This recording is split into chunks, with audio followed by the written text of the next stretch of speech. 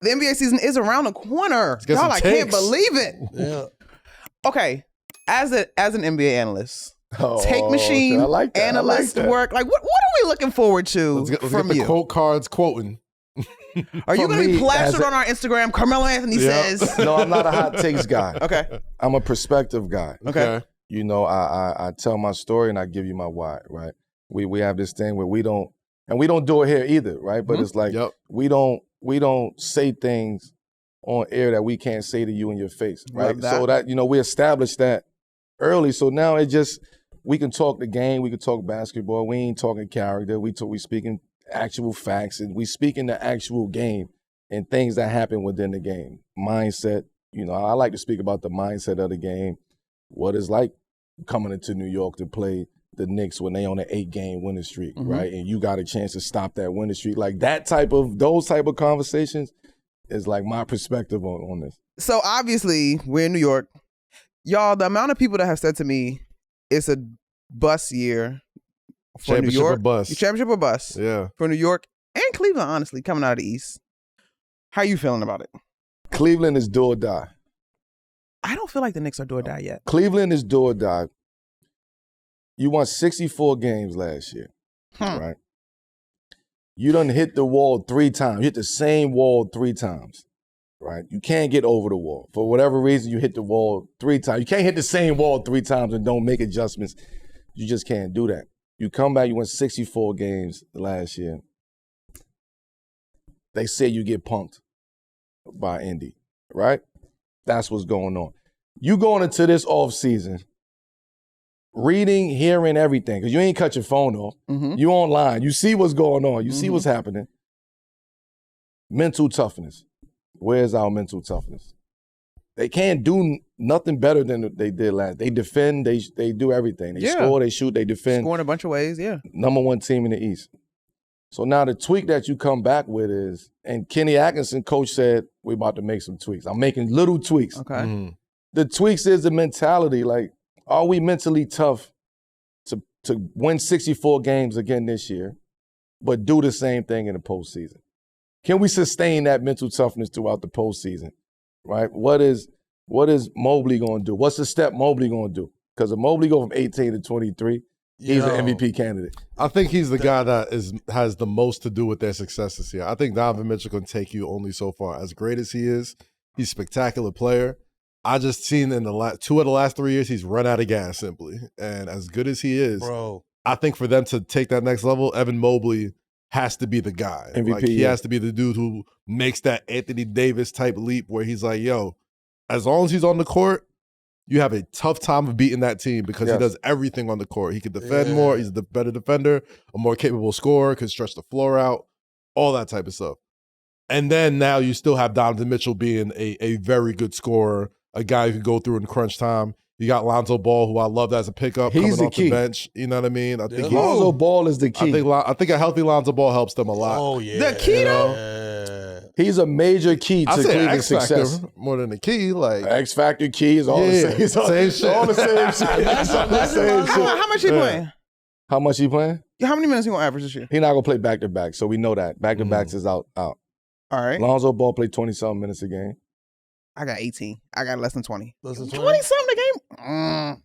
He played 22. He played 22 minutes a game. You don't think he played 22? Got the AI you got it. He's healthy enough. The reason why I'm saying Lonzo. Yeah. Tell us, please. Lonzo, what he brings to the game. Yeah. Right. He could defend. He's a 6'6" point guard. His IQ is up there with the best of them in the NBA.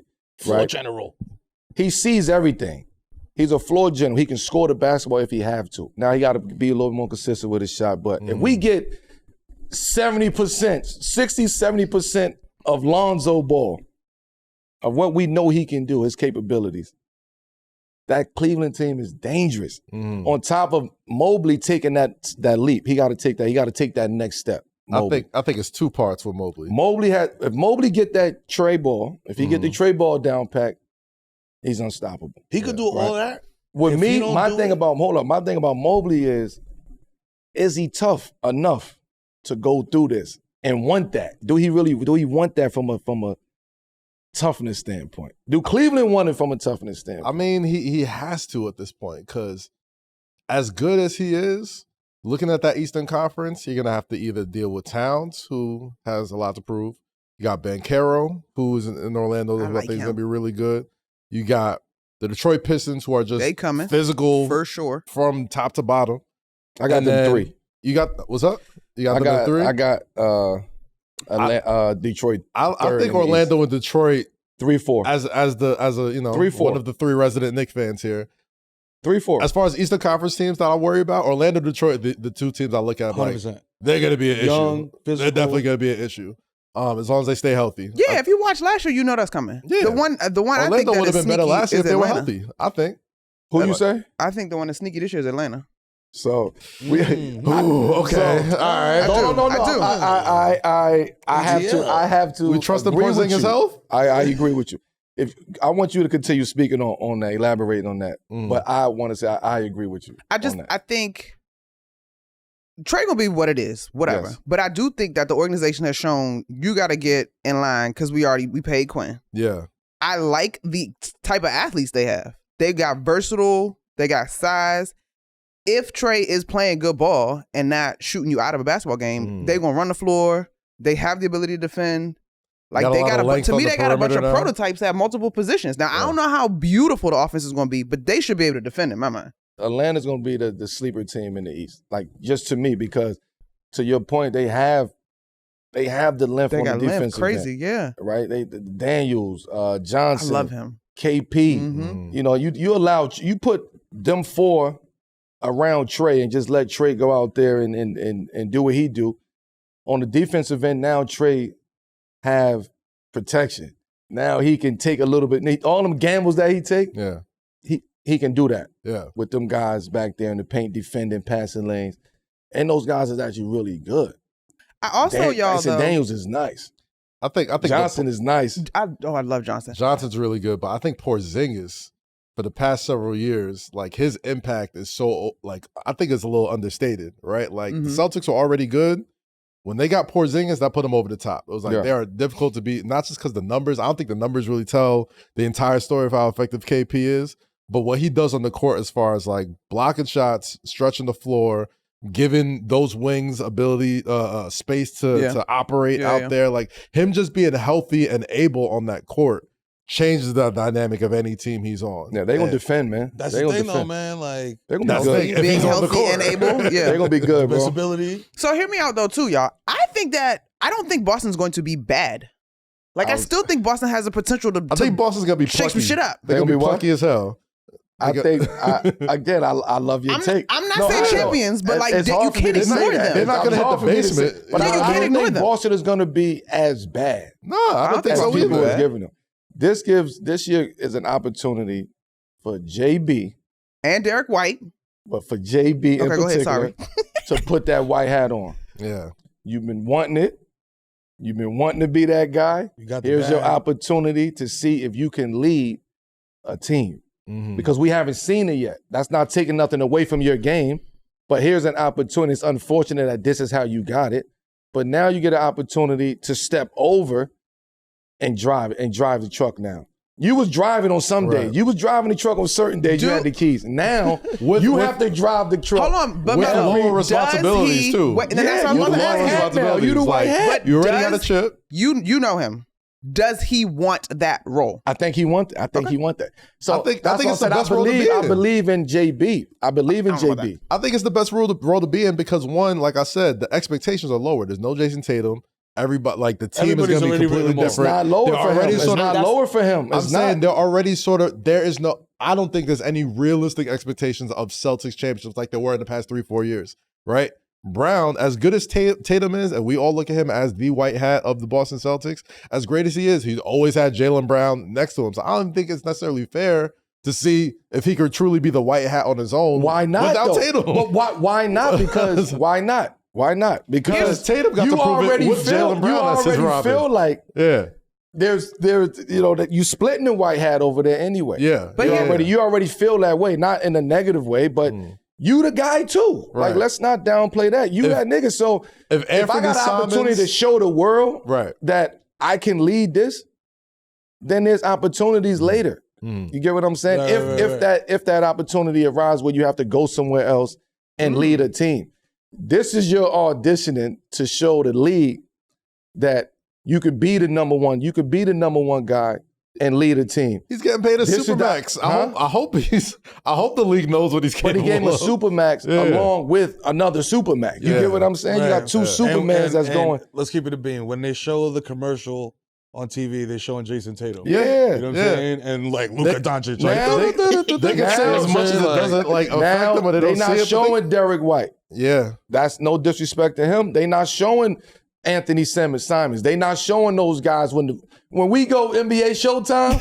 We Jaylen Brown. You get what I'm saying? Talk about it. We Jaylen Brown. So this is your opportunity. The 3-minute segment to do what you do. Yeah. And I'm excited for him to be in that role. You mentioned Anthony Simons, right? He's probably, I think, they sleeping on it. Yeah, like he's a guy who scored a lot, very well for Portland. He's going to Boston. There's an opportunity for him to really like rise as a player. Boston ain't got no big. Who they bigs though? I literally was like, I have no idea. Horford's to Golden State. I think what they got. I think they lost the big boy. They Cornette. got Boucher. Cornette's what's his name? Bobby Horford. Boucher from Toronto. Oh, Boucher. Boucher, yeah. Okay. Solid. They got Bobby. Solid. Okay. Bobby Boucher. Shut up. Okay, we got off on the East. But we ran off our Knicks tangent. We were talking about the Cavs. Well, we didn't get to the Knicks. Cavs. We talked Celtics, but we haven't talked Knicks yet. We didn't get to the Knicks. I do think the Knicks have an opportunity to win it. Win it all. Yeah. I don't want to predict. I can see a scenario where Knicks, Denver's in the finals. Like I can see that scenario. The Knicks, it is a do or die situation in a sense. Not as much as Cleveland though. Right. Like we still got a little bit room to wiggle. If we want to go make a trade to really go after. But right now, we are in prime position to win an NBA championship. We stuck to the plan. We believed in Leon. We believed in the 4 or 5 year plan. This is where we bubble at right now. We got our team. Yeah. We got the bench now with Brogdon and Clarkson and Frenchie. No, he's not even French already. He's not even French. Dominican. Wait, who? Yabusele. Yabusele, yeah. Hey, you know what I mean? Like we got Dominican? a bench. De Lomeo. We got He a didn't tell me bench. that, but maybe. Yes. Mitchell Robinson is, I love the way Leon did with the he looking benches, lean. You get what I'm saying? He got a new farm. He eating well. He doing his thing. You get what I'm saying? So he on the right path. So if we could get that Mitchell Robinson, a healthy Mitchell Robinson, the Knicks is there. I'm taking it a step further. The Knicks have to win it all this year. We don't have to. They have to win it all this year. I know. We all have that. You got to get to the finals, bro. We had that innate New York like pessimism in us, where it's like, we want to like give ourselves a little space just in case it happens. Cushion, I'm like, nah, a little emotional cushion. This has to be every NBA champion we've seen in the past several years have knocked on the doors for the past several years. Like 1 year, they have a good playoff run. Then it's like get to the conference finals. Then they make it to the finals. It's like the Celtics did it. They were knocking on the door for a while. Nuggets, they were knocking on the door for a while. They got it. The Warriors were always the Warriors, but still, like, it's always been a progression. The Knicks have been on that same progression. We wasn't knocking on the door, though. They were in the conference finals last year. We wasn't knocking on the door. Being in the conference finals is knocking on the door. Exactly. That was your first real knock. So anything, the Celtics sat in the whatever finals or the semifinals forever. To be fair, they had to go against Miami Braun for some of those as well, and Cleveland Braun. Like that's right. So can the Knicks get those over the years that LeBron ran the East? Like I don't even look at those as like real years for the Eastern Conference. I'm talking about since he left. Everybody who's come out of there has been a team that's been knocking on it for a while. And the Knicks are currently positioned as that team. The Pacers aren't going to be healthy. The Celtics aren't going to be healthy. Those are the last two teams that knocked you out. Now you have not just the team that you got there with to the conference finals, but you have a retooled bench. You got guys who have taken less money to say, like, I'm going to make an opportunity here. The Malcolm Brogdons, Jordan Clarksons, Yabuseles, like all these guys who are primed in their role. And you have two bona fide all-star, all-NBA guys on your team. There is no reason why you shouldn't win an NBA championship. You have everything that any other contender has right now. I agree with you. I mean, I agree with you. I just don't think, I think the Knicks is there. Yeah. Like we made plays. They are there. To get us there. And like I said, I have the Knicks, Denver, The ball's got to bounce a certain way. There's a scenario where that can happen. I agree. This is you have to get over the hump, though. You have to get past Cleveland because Cleveland is thinking the same thing. That's fine. This is our time to do it. That's fine. And it's going to be a clash. And could we get over the Cleveland? Right? Can we get over that? Right? Can we win 64 games? Yes. Like, can we have a dominant season? Yes, I think the Knicks can. I think so. And even if they don't, I think in the playoffs against Cleveland, bro, Cleveland is the Knicks version of the Minnesota Twins to the Yankees. Like, no matter what happens. Buffalo Bills? Yeah, bro. Like, if we see you in the playoffs, you getting cooked no matter what, bro. Yeah. Like, the games might be good, but, like, bro, unless Darius Garland and Evan Mobley show me something different in the postseason, I'm not buying. So that's one thing. I personally think y'all looking at the wrong nemesis for the Knicks. I'm not buying Cleveland. It's Detroit. It's Detroit. Detroit almost took them out last year. I'm just saying, Cleveland won 64, and they goal is to they are do or die right now. Right. They know this is 4 times like that we haven't we had put this thing together. We've been knocking on the door. In Cleveland. Yeah. The Knicks haven't been knocking on the door like that. So we still have a little bit of. We have to get to the finals. We have to get out the East. I agree with that. Right? But Detroit is the team, to her point. Detroit is the team. That is scary, not just in the East, in the whole NBA. Yeah, I think Kate Cunningham is. They realize they know what we can do. Like, they now believe. Before last year, they were just hooping. Excited to be there. Now, they know what they got. They know that they're the new young core, the new young group in this league. And they're not afraid. At all. Toughness. So if they meet up with Cleveland, this is what we start talking about toughness now. Yeah. Orlando also. That's another team I want to mention. But Orlando, I don't think, and this is basketball talk, nobody's like, I don't think Orlando's offense is smart enough for a postseason run. I don't think there's enough there. I talked to Corey Alexander, got Desmond Bane, though. who we love. I like Desmond Bane. Now that could be interesting, but he has been with Paolo since now he was a kid, and he was kind of like, from somebody that knows him, I'm seeing him revert to bad habits because that offense is not enough. Like, it's not enough happening to get into a postseason. The Knicks, like, it was easy for the Knicks to game easy, but they felt confident game planning for them defensively. Yeah. The key to Orlando is Suggs. Yeah. If Jalen Suggs is healthy, Orlando's a different team. Different team.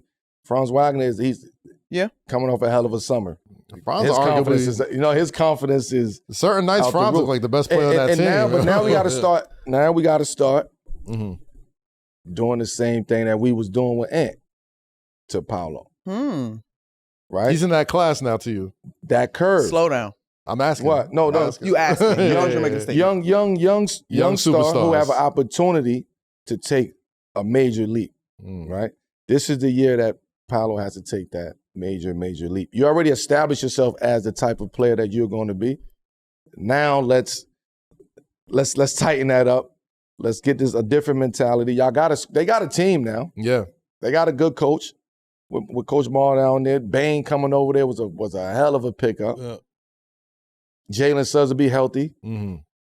Like, Paolo is in a prime position to take that next step. I'm not saying win the East or anything like that, but you got to go from 7-8 to I think they'll be in the conversation. You know, I don't think they're going to take the East. I believe. But they're going to be like how we looked at Detroit last year. Who are your top 4 teams in the East then? Top 4 teams: New York, Cleveland, Detroit, and that 4th is between either Orlando or Atlanta.